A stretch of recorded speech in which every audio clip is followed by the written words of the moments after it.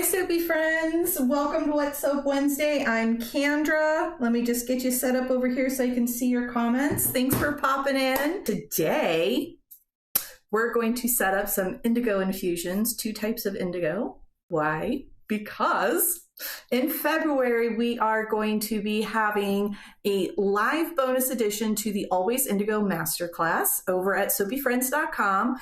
If you are already a participant in the class, meaning you soaped with me last year when we did the very first masterclass live, well, guess what? You're already in on this one. So we're going to be playing more with indigo infusions, the blue indigo. We're not going to be playing with the green unfermented indigo this time. If you have not subscribed to the course yet, then you can do that over at soapyfriends.com. You'll get access to the full written material on the course.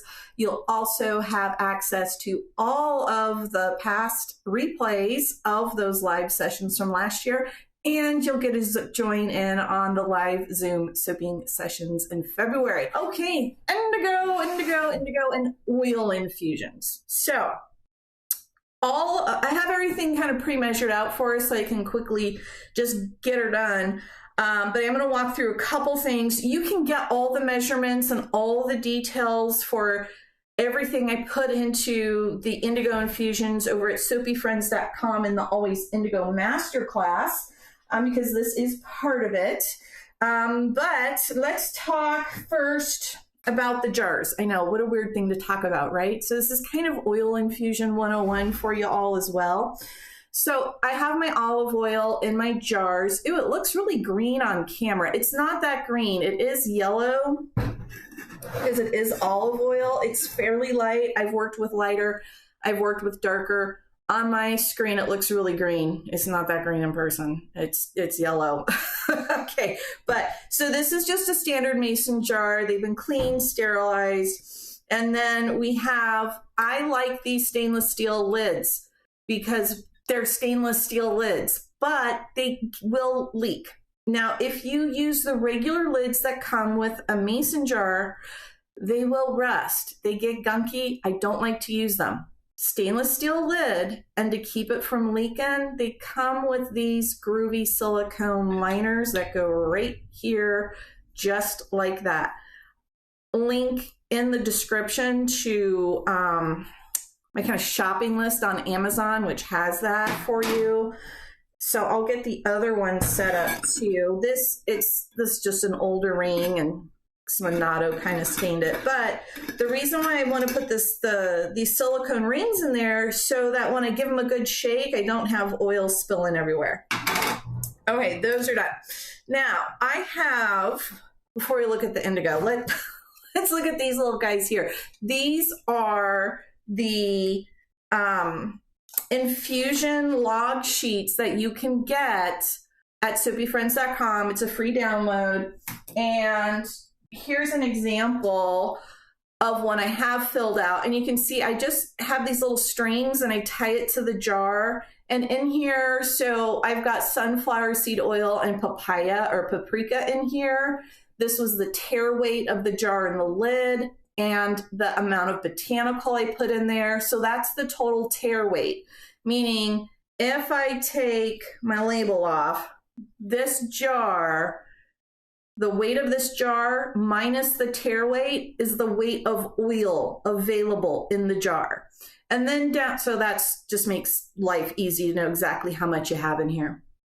Oh, this lid is it's a full silicone lid for the ring. I don't like them so much, but I have them, so I use them. Okay, back to this list here. So down here, you just write the date and how much oil you put in, and then what your new kind of oil weight is. If you remove some, the new oil weight, when you remove it, how much you remove, your new oil weight.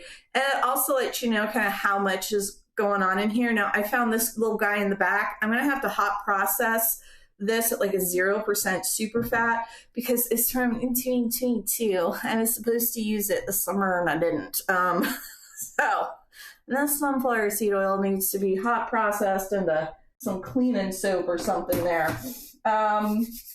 Okay, so that's what these are. And these little containers that I have them in, this little sleeve, It's just an ID card lanyard that I got these on Amazon too. And just little plastic lanyards. So anyway, you'll want to fill those out or do something so you know what is in your jar and how much of stuff is in your jar. That's tip number one. I do have some headspace. I'll hold it up kind of to the front camera. So if you look over here, right there, you can see I have some headspace. I have 500 grams of oil in here. I think I can put 600 in there with no problem, but 500 was what I wanted. Let's talk about the indigo. So we're going to play in the class with two types of indigo. We are going to play with, of course, ANNEGEORGES blue Indigofera tinctoria. This is the lovely blue indigo that I use and I love. It looks like this. Nice and it looks like a black sky. It's so beautiful blue. Here it is on the spoon where you can kind of see a little bit of how it kind of sticks. It's such a deep, deep dark blue. It's a super concentrated colorant. It's fabulous. Now, the biggest problem with people using indigo, well, it's not problem, confusion. How come it didn't look like that one, this other one? Or why is it green? Why isn't it blue? It's because they're using the wrong indigo. They might be using Indigofera tinctoria unfermented, which is a green powder that makes wonderful amber colors. They might be using Indigofera tinctoria, but maybe it's old or aged, fermented, and it is blue, but it doesn't look, it's gotta look, oh my gosh, black blue. Or maybe they're using a completely different indigo. I picked this one up from Brambleberry. I don't shop at Brambleberry very often. It's a rare occasion that I do. They just have supplies for kind of different soaping than I do, but talk about a great company that does so much for the soaping industry. So they were like the place I was going to go to when I wanted to try the other indigo. So the other indigo, I wrote it down because, oh my gosh, what a long name.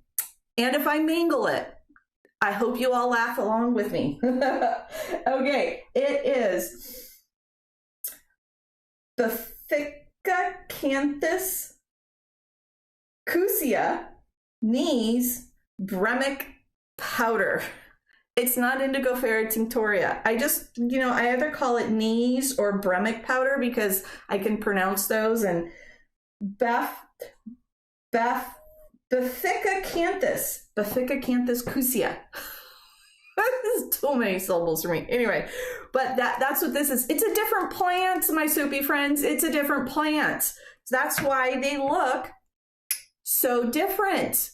See? Different. They're not the same. Here it is. Here's the 2 spoons with a little bit of the powder left on them. See? They're different. Now, with the Bremic powder here, I haven't had this happen to me before, but I have seen videos of it and we will play with it. I think we can get a pink and we can get a blue out of this. So we're totally going to play with that in the class. Okay, so now that we know what we're putting in our jars, what oils, storing the jars, all that good stuff, let's set up our oil infusion. Here's the big event. Plop.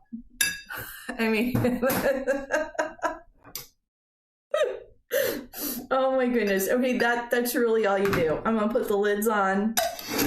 Oil infusing is super easy. You literally put your herb, your botanical, in a jar with oil.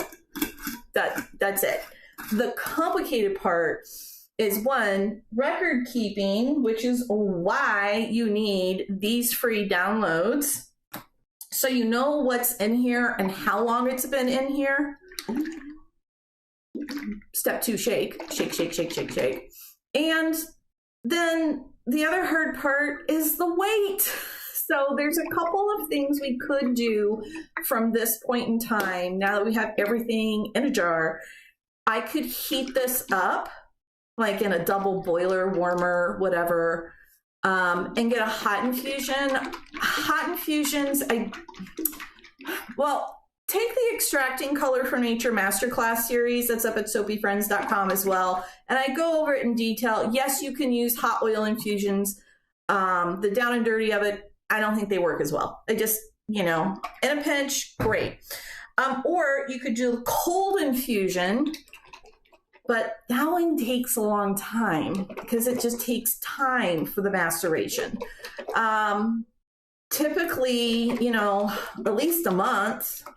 The longer the better.